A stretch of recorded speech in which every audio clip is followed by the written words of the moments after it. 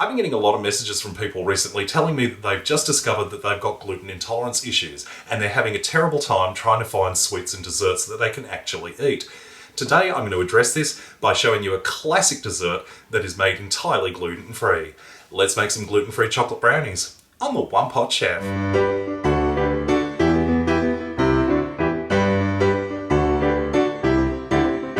First step on making anything gluten-free is to make sure you double check the packets of every single ingredient you're planning to use to make sure it says gluten-free. There's nothing worse than making something and saying it's gluten-free when it's not. So double check all of your ingredients before you do anything. Into a mixing bowl I'm adding in 1 1/4 cups of caster sugar or superfine white sugar. I'm also sifting in 1/2 cup of beautiful cocoa powder and stir those together. Next I'm adding in 125 grams of butter, which I've just melted. Now you can use regular butter or unsalted butter, whichever you prefer, and stir to combine. Next I'm adding in 4 eggs, one at a time, and just mix them in after each addition. 4 eggs sounds like a lot, but this is where all the moisture in this mixture comes from, and it also helps to bind all the ingredients together. So we want these nice, moist, fudgy brownies. And to that we're also going to add in 1 cup, about 100 grams of almond meal. Now this is what we're using in place of flour. Almond meal is just literally ground up almonds. You could also use hazelnut meal as well.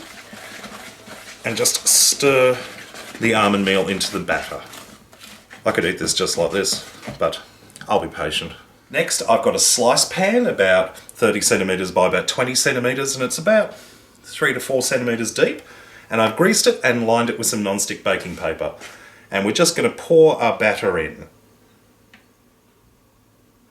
Make sure you smooth out the surface of the batter just so it's nice and even all over.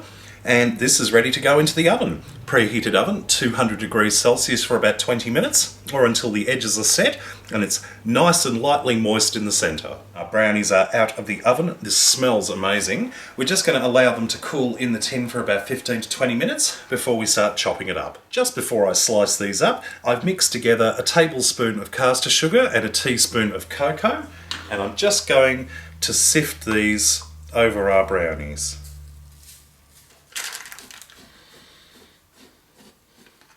And here we have our plate of delicious, moist, fudgy brownies, gluten-free brownies. And just look at that. Look how gorgeously beautiful and moist they are. I cannot wait to have a taste of this.